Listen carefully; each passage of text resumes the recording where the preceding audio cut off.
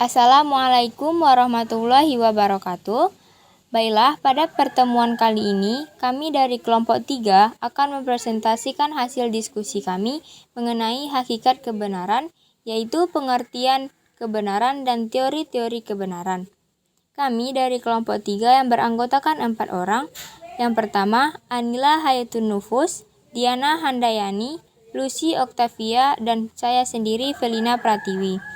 Baiklah, pembacaan materi pertama yang akan dibacakan oleh Anila Hayatun Nufus. Kepada Anila dipersilahkan. Kebenaran adalah suatu nilai yang utama di dalam kehidupan manusia, sebagai nilai-nilai yang menjadi fungsi rohani manusia, yang artinya sifat manusiawi atau martabat kemanusiaan selalu berusaha memeluk suatu kebenaran. Berbicara tentang kebenaran ilmiah tidak bisa dilepaskan dari makna dan fungsi ilmu itu sendiri, sejauh mana dapat digunakan dan dimanfaatkan oleh manusia. Di samping itu, proses untuk mendapatkannya haruslah melalui tahap-tahap media metode ilmiah. Kriterian ilmiah dari suatu ilmu memang tidak dapat menjelaskan fakta dan realitas yang ada, apalagi terhadap fakta dan kenyataan yang berada dalam lingkup religi ataupun yang metafisika dan mistik, ataupun yang non-ilmiah sekalipun. Disinilah perlunya pengembangan sikap atau kepribadian yang mampu meletakkan manusia dalam dunianya. Penegasan tersebut dapat kita pahami bahwa apa yang disebut sains ditempatkan dengan ukuran pertama pada dimensi fenomenalnya, yaitu bahwa sains memanifestasikan dirinya sebagai masyarakat, sebagai proses, dan sebagai produk. Kedua, pada dimensi struktural, yaitu bahwa ilmu harus tersusun atas komponen-komponen objek sasaran yang akan dipelajari, yang akan diteliti atau yang dipertanyakan tanpa mengenal titik henti atas dasar motif dan prosedur tertentu. Sedangkan temuan ditempatkan dalam satu kesatuan sistem. Tentang kebenaran, Plato pernah berkata, apakah itu kebenaran? Kemudian, pada waktu yang berbeda, bahkan jauh kemudian, Bradley menjawab, kebenaran adalah kenyataan, tetapi bukan kenyataan. Tidak selalu apa yang seharusnya terjadi, realitas yang terjadi dapat berupa ketidakbenaran atau keburukan. Jadi, ada dua artian kebenaran, yaitu kebenaran yang berarti benar-benar terjadi di satu pihak dan kebenaran dalam arti kebalikan dari kejahatan atau tidak kebenaran tersebut. Selanjutnya, materi yang kedua akan dibacakan oleh Lucy Octavia. Kepada Lucy dipersilahkan. Kebenaran dapat dikelompokkan menjadi 3 arti, yaitu kebenaran moral, kebenaran logis, dan kebenaran metafisik. Kebenaran moral adalah menjadi diskusi etis. Itu menunjukkan hubungan antara apa yang kita katakan dan apa yang kita rasakan. Sedangkan kebenaran logis adalah subjek epistemologi, logika, dan psikologi. Itu adalah hubungan antara pernyataan dan realitas objektif. Sedangkan kebenaran metafisik berkaitan dengan keberadaan sejauh menyangkut alasan, karena apa yang ada mengungkapkan dirinya kepada akal. Apa yang ada adalah dasar kebenaran, dan akal mengungkapkannya. Ada beberapa bentuk kebenaran, dan bentuk-bentuk ini bervariasi dalam tingkatannya. Perbedaan tingkat ini terutama ditentukan oleh potensi subjek untuk menyadari atau memahami kebenaran, baik panca indera maupun rasio, dan bahkan pikiran manusia adalah subjek potensial yang merasakan dan menghayati kebenaran. Berdasarkan ruang lingkup jangkauan potensi subjek tadi, susunan tingkat kebenaran dibagi menjadi 1. Kebenaran indera atau empiris, merupakan tingkat paling sederhana dan pertama yang dialami manusia. Indera adalah pintu gerbang kesadaran manusia. Yang kedua, kebenaran ilmiah atau rasional. Pengalaman yang tidak hanya berdasarkan indera tetapi juga diproses dengan rasio. Yang ketiga, kebenaran filosofis. Pemikiran atau pemikiran reflektif. Rasio dan pemikiran murni, refleksi mendalami penumbuhkan kebenaran semakin tinggi nilainya. Dan yang keempat ada kebenaran agama atau supranatural. di mana kebenaran mutlak yang bersumber dari Tuhan Yang Maha Esa dan dihayati oleh pribadi yang berintegritas dengan keimanan dan ketakwaan. B. Sifat kebenaran.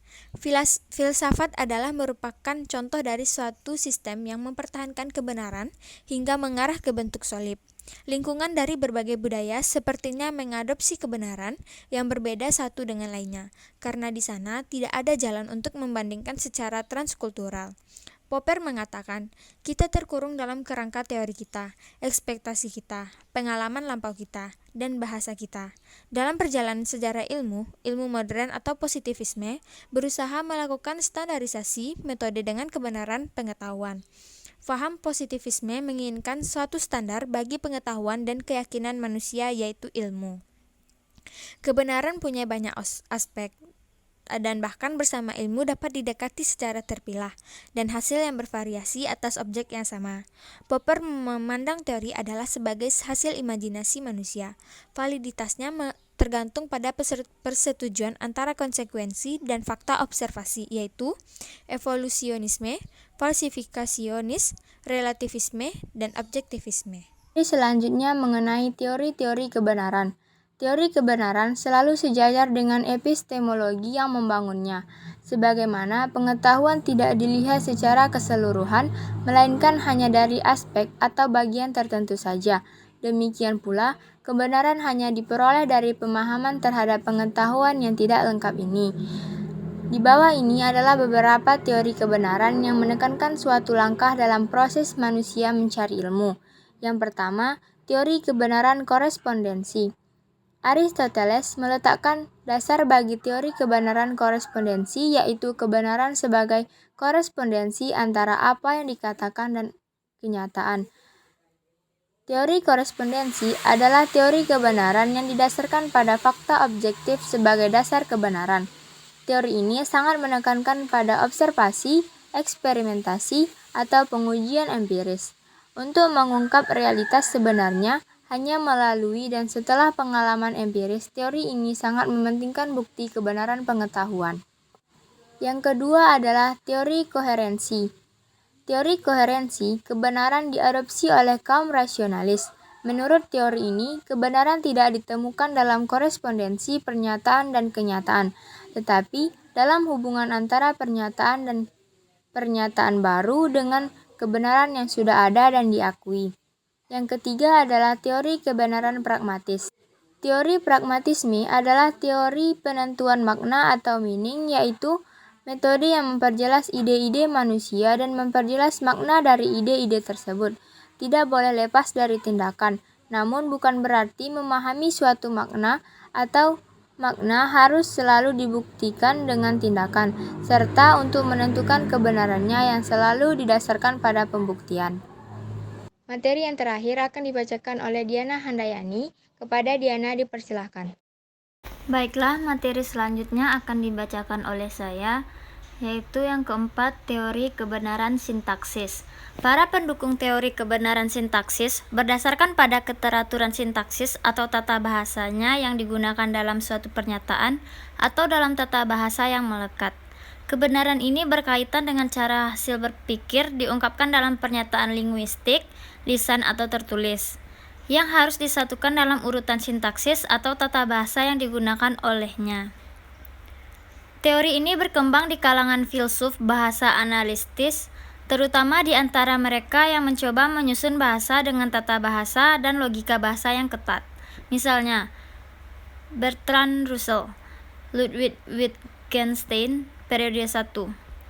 Aliran filsafat analitis bahasa mengasumsikan bahwa masalah filosofis dijelaskan melalui analisis terminologi, gramatikal, dan bahkan filsuf bahasa analitis mengakui bahwa banyak istilah filosofis sedemikian rupa sehingga tidak menjelaskan apapun.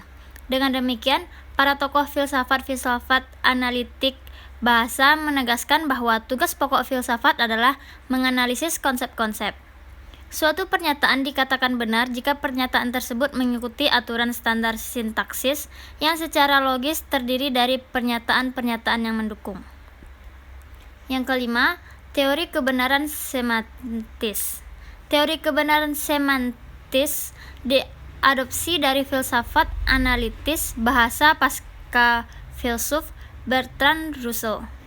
Teori kebenaran semantik sebenarnya berasal dari pendapat Aristoteles atau merujuk dengan ungkapan berikut.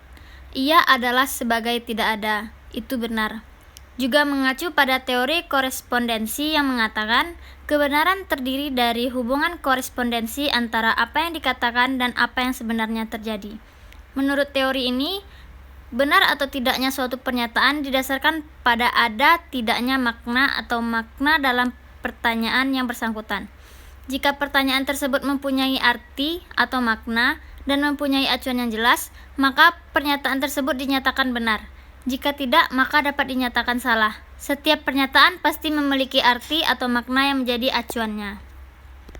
Yang keenam, teori performatif. Teori kebenaran performatif muncul dari konsepsi G. Laustin yang membedakan antara pernyataan konstatif dan performatif. Menurut filsuf bahasa Inggris analitis ini, verifikasi kebenaran faktual seperti yang dapat diterapkan dalam teori korespondensi hanya dapat dilakukan pada berbicara konstan diterapkan. Konstanta pidato adalah pernyataan yang memiliki sesuatu yang konstan dalam pernyataan sehingga memiliki konsekuensi untuk membuktikan kebenarannya. Yang ketujuh, teori konsensus. Teori konsensus tentang kebenaran pada awalnya digagas oleh sejarawan sains Thomas Kuhn. Penulis The Structure of Scientific Revolution mencatat bahwa sains berkembang dalam beberapa fase. Pertama, sains kemudian dapat menjadi sains yang normal jika diterima oleh masyarakat berdasarkan konsep kebenaran ilmiah. Berbagai anomali akan muncul dalam perkembangannya, yang membuat validitas konsep kebenaran dipertanyakan. Selanjutnya akan terjadi revolusi ilmiah yang juga akan membawa perubahan paradigma dalam komunitas. Baiklah, sekian yang dapat saya sampaikan. Saya kembalikan kepada moderator. Terima kasih saya ucapkan kepada teman-teman pemateri. Itu dia hasil penyampaian diskusi kami pada kesempatan kali ini. Jika terdapat kesalahan, mohon dimaafkan. Sekian dari kami. Saya akhiri dengan Assalamualaikum warahmatullahi wabarakatuh.